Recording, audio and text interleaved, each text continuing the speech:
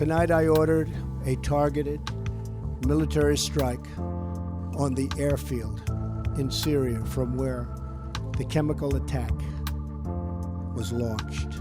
Hi, I'm Nick Gillespie for Reason. We're talking with Emma Ashford of the Cato Institute. She holds a PhD in Foreign Affairs from University of Virginia and is an expert on the Middle East. Emma, thanks for talking to us. Good to be here. President Donald Trump ordered a missile strike against a Syrian airbase. What's the likely outcome of this action with regard to the Syrian civil war and to U.S. relations with allies in the area? To some extent, it depends where this goes next. This strike appears to be something of a one-off, that Trump is portraying it as, we are hitting the Syrians hard, a punitive action to show them they can't use chemical weapons. Which was the proximate cause for the strike. Exactly. That's what the Trump administration is saying, is that they're carrying this out because they believe preventing chemical weapons use is in the U.S. national interest. Allies in the area and the region have claimed that this is a welcome development, but what they mean by that is that they also want the Trump administration to start taking a harder line on the Assad regime, and they would like to see Trump take further action against Assad. So who are the allies in the area that are pushing for that? Because obviously Russia, we assume, not quite an ally, but in this civil war they are. Who's pushing for a harder line or more engagement? Well, the Russians are actually pretty unhappy about this development because the Russians thought that the Trump administration would be more open to a negotiated settlement. The people in the region who are happy are the Saudis, the Qataris, the United Arab Emirates, to a lesser extent Turkey, these countries that have been pushing to get Assad out for the last 5-6 years, and they've been wanting US support that whole time. The Obama administration didn't give it to them. The question now is whether the strike is a one-off or whether Trump is actually going to follow through on that. It is in this vital national security interest of the United States to prevent and deter the spread and use of deadly chemical weapons. Is he right about that?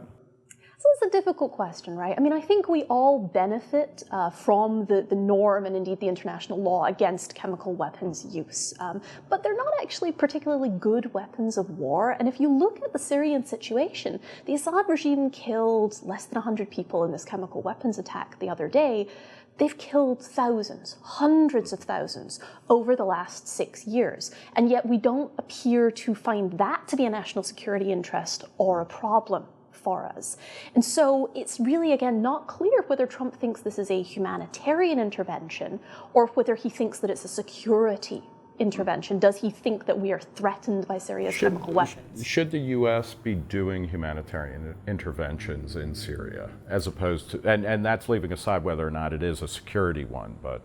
Absolutely not. And I think it's really instructive here to compare Obama and Trump because they faced exactly the same situation. The Assad regime attacking civilians with sarin gas, and they responded in very different ways. So Obama is often criticized for that red line that he made. It was a really stupid statement, but he then went on and forged this really successful diplomatic compromise, brought in the Russians, they removed the vast majority of the chemical weapons, and you'll notice that for the time Obama was in office, there was no chemical weapons attack. It's only now that we have a new president that the Syrians have decided to test this norm again. And, I don't think a lot of people were satisfied with Obama's stance towards Syria because it was, he said, the red line, and he was pushing for it, and he got pulled back by Rand Paul and Justin Amash and a couple of other members of Congress. But it's clear also that going boots in is not a good idea. What is the, and more broadly in the Middle East, we invaded Iraq in 2003. We pulled out in 2011, our combat troops were still involved in the area. We're now in the third president in the 21st century. They're 3 for 3 of getting involved in the Middle East. What is the essential lesson that presidents and both parties, as well as Democrats and Republicans, need to learn from it? It's a quagmire. I mean, we're stuck in the Middle East. What is the essential lesson that we need to learn that we have not yet mastered?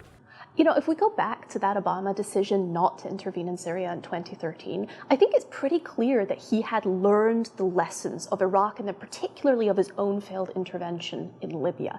He looked at both of those and he saw that while the initial military action might go well, we end up creating more of a problem than we actually solve. And there's actually good academic evidence that probably more people died in Libya as a result of the US intervention than if we just had not intervened in the first place. So whenever we intervene in these conflicts, we seem to make things worse. And when Obama made his choice on chemical weapons, he said, well, a diplomatic compromise might be imperfect, but it's far better than military strikes that will lead who knows where. Trump doesn't seem to have that level of forethought. He's made the military strikes, and who knows what the next step is. Well, we will leave it there. Thank you. We've been talking with Emma Ashford of the Cato Institute. For Reason, I'm Nick Gillespie.